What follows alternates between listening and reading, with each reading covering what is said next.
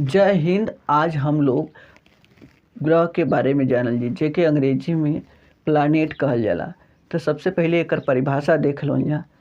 तो ऐसन आकाशीय पिंड जौन अपने तारा के चारों ओर एक निश्चित कक्षा में या एक निर्धारित कक्षा में चक्कर लगावलन ओके ग्रह कहल जाला। और ग्रहन में ना अपन स्वयं का प्रकाश होला न उष्मा होला।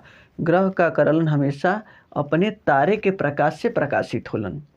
और ग्रह बदे का ह ग्रह होए बदे कि ग्रहण का आकार इतना बड़ा होए के चाहिए, इतना बड़ा होए के चाहिए कि ओकरे वो ग्रहण के पिंड के ग्रह के गुरुत्वाकर्षण के कारण ओकर आकार कितना हो, गोल या लगभग गोल हो जाए। दूसरी बात, कोई भी ग्रह किसी अन्य ग्रह के कक्षा न काटता हो, दूसरे ग्रह के कक्षा में चक्कर न लगावे लगा।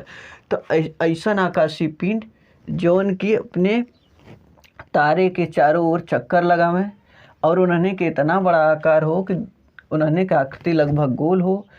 तीसरी बात कि उन्होंने क्या करें, दूसरे ग्रह के चक्कर में दूसरे ग्रह के कक्षा में चक्कर ना लगावे। तो ऐसा जो आकाशीय पिंड रही हैं तो उन्होंने के का कहा जाला, हमने ग्रह कहा जाला। चला अब हम लोग परिक्रमण और परिभ्रमण के बारे में जान लेवल जा। तो परिभ्रमण के का कहल जाला, रोटेशन कहल जाला, और परिक्रमण के रिवोल्यूशन कहल जाला।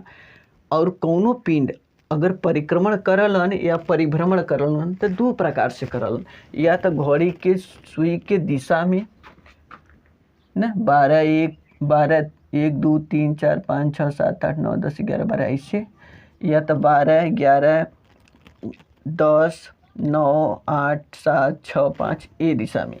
जब ए दिशा में चक्कर लगावलन, जिसे हम चक्कर लगावत थे, जिसे हम परिभ्रमण अपन चक्कर लगावत थे एक अक्ष पर, हम का घड़ी के सुई के दिशा में, देखा घड़ी के सुई है मान ला, तो ऐसे घूमत थी तो का करत थी, क्लॉकवाइज घड़ी के सुई के दिशा में हम चक्कर लगावत थी।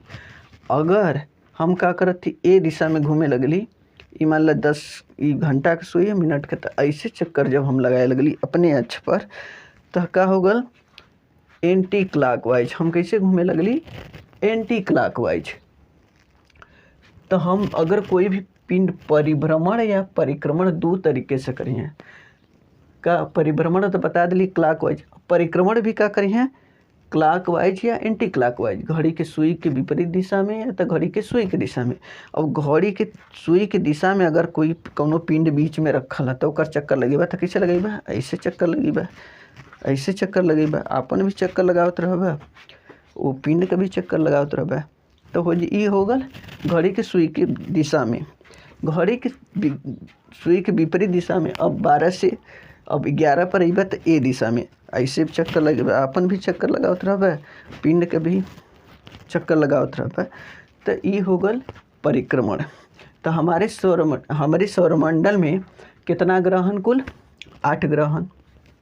8 ग्रह में से केवल 2 ठे ग्रह का हन घड़ी के सुई के दिशा में चक्कर लगावलन। कौन कौन, शुक्र और वरुण।